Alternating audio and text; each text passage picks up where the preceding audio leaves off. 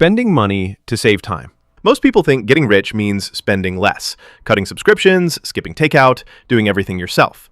But the wealthiest people spend more, and they do it on purpose. They buy back time. Paying for grocery delivery, cleaning help, or software that automates boring work seems wasteful, until you realize time is the only thing that can't be replaced.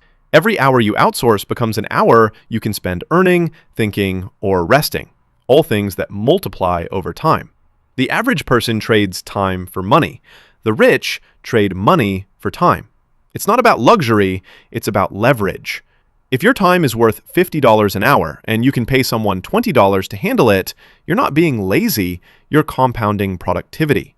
Over years, this flips your entire financial trajectory. People who hoard time tasks stay stuck working in their life. People who buy back time start working on it. The poor save dollars. The rich save hours. And hours, unlike money, never come back once they're spent. Measuring purchases in hours. Here's a habit that quietly rewires your brain. Stop measuring money in dollars. Measure it in time. Every purchase becomes a trade between your wallet and your life. A $60 dinner isn't $60. It's 2 or 3 hours of your time. A $1,000 phone is 40 hours of your life. When you see time instead of price, your brain suddenly gets honest about what matters. That's why people who think this way spend less, not because they're frugal, but because they've connected money to meaning. When something costs 10 hours, you ask yourself, is this really worth a full day of my life? Usually the answer's no. The key is that you stop chasing the short dopamine hits of spending and start valuing free time like income. The wealthy already think this way. As I said in the last section, the rich buy time instead of spending it. Using debt to your advantage. Debt is one of those words that scares people, and rightfully so. Bad debt traps you. It's the quicksand of the financial world, easy to step into and nearly impossible to escape. But used right, debt becomes a sort of leverage, one that multiplies your effort far beyond what saving ever could.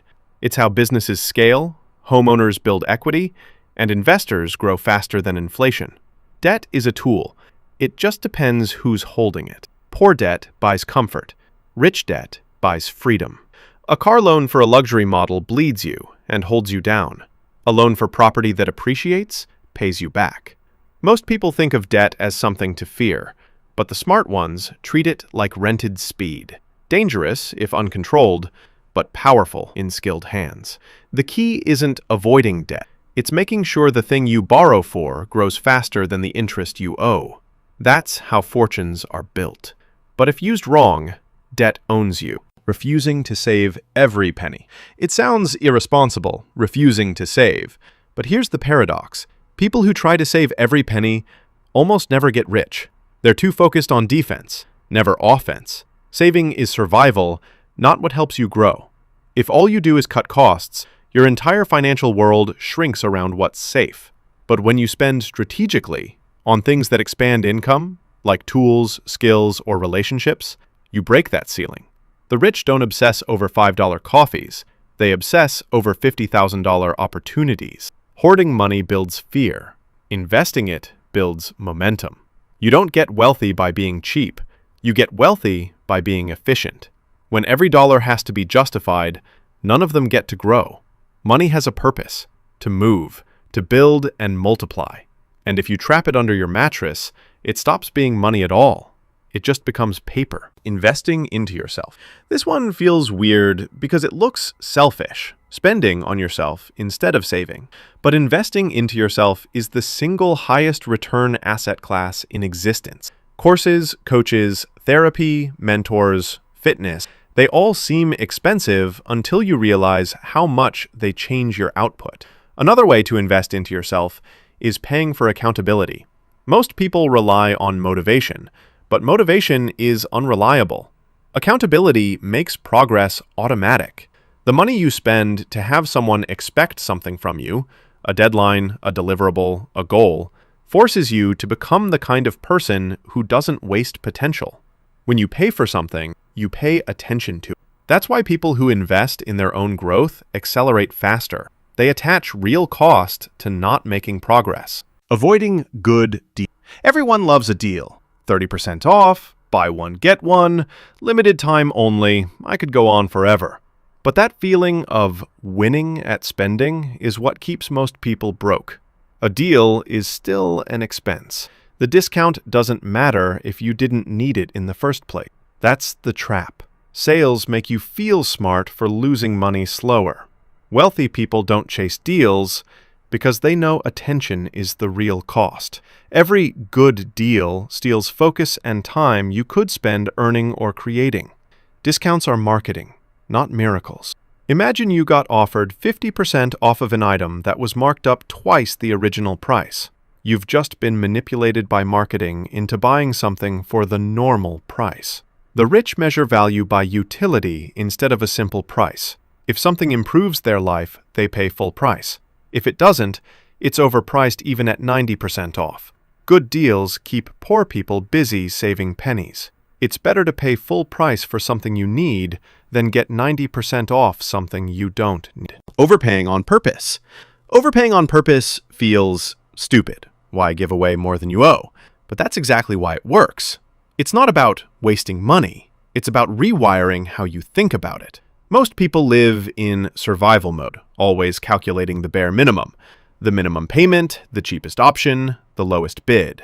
Overpaying flips that psychology. When you round up payments, send extra toward your credit card, or pay bills early, you teach your brain that money isn't something to hoard in fear. It's a tool you control. The act itself builds an abundance mentality. Instead of, I can't afford this, your mind starts thinking, I'm ahead. And this changes everything. You gain peace, not pressure. Your debts shrink faster. Your relationships with money and people become cleaner because you stop nickel and diming life. Spending on mistakes. We're taught that every mistake costs money. The wealthy treat mistakes differently. They spend on them intentionally. Buying cheap gear, outsourcing too soon, or paying someone else's fee might feel like a bad purchase, but in reality, it's a strategic risk. The lesson costs less than the opportunity lost by inaction. They pay for clarity, not comfort. The moment you stop trying to avoid all mistakes is the moment you start learning fast. Each failed experiment becomes a data point, each misstep a calibration. Wealth doesn't come from getting everything right. It comes from correcting courses quickly. So spending a little now to know that won't work saves a lot later in wasted time and compounded indecision. Mistakes cost money, yes, but indecision costs years. And if there's anything you should have taken from this video so far, it's that wealthy people prefer to waste money than time. Emotionally detaching yourself from money. Most people live in emotional debt to their bank balance. When they have money, they feel safe. When they don't, they panic. The wealthy learn to detach from that cycle. They see money as a tool, not as a mood indicator. Detachment doesn't mean not caring. It means not depending. When your emotions rise and fall with your income, you make desperate choices, chasing quick wins, selling too soon, buying too fast. Emotional neutrality is what keeps investors calm when markets crash, and creators focused when results lag. The rich treat money like oxygen, essential but invisible once it's flowing. They track it, respect it, but never let it define their self-worth. Because the moment money controls how you feel, it starts controlling what you do. Ignoring windfalls. When most people get a small financial win, a refund, a bonus, a random crypto gain, they celebrate by spending it. But the rich usually do nothing. They act like it never happened. Every unplanned dollar quietly becomes an invisible worker, invested, automated, or saved for the next opportunity. It's psychological training. Ignoring the dopamine hit of sudden money builds control. It's not the big wins that create wealth. It's how you handle the small ones. Every time you treat a surprise dollar like just another tool, you strengthen the habit that builds freedom. When you stop letting extra money feel extra, you stop resetting your progress every time life gives you a lucky break. Taking risks on purpose. Most people think rich people love risk, but the truth is they train for it. They take small, controlled risks constantly, so big ones don't scare them later. It's not gambling, it's building tolerance. Every decision that feels uncertain, starting a side project, changing careers, investing early, is a rep in risk training. The poor avoid that feeling, the rich seek it, because there's no path to wealth that doesn't go straight through risk. It's the toll gate between comfort and freedom, and you can't skip it. Risk isn't what loses people money. Panic does. The wealthy learn to separate fear from danger, to act before everything feels safe. Every fortune started with someone who stepped into uncertainty on purpose. The goal isn't to eliminate risk, it's to get so familiar with it that you stop needing certainty to move forward. Only buy things you can afford. Most people think, can I buy this means, do I have the money?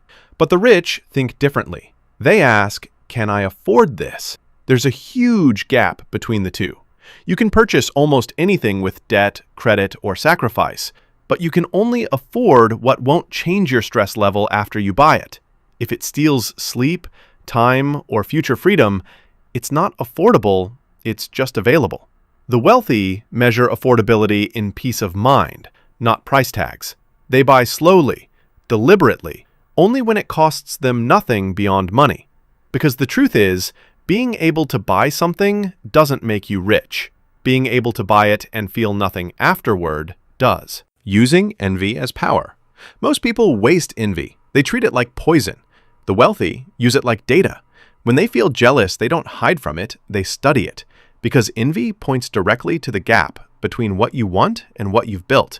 If you feel it, it means something in you recognizes possibility. Instead of resenting that person, they reverse engineer them. Habits, systems, mindset, until they turn jealousy into a map. It's your emotional navigator, showing exactly where your next level lives. The poor try to silence envy. The rich try to decode it. Because you can't transform what you won't look at. Every feeling of why not me is a mirror saying it could be. The difference is what you do next.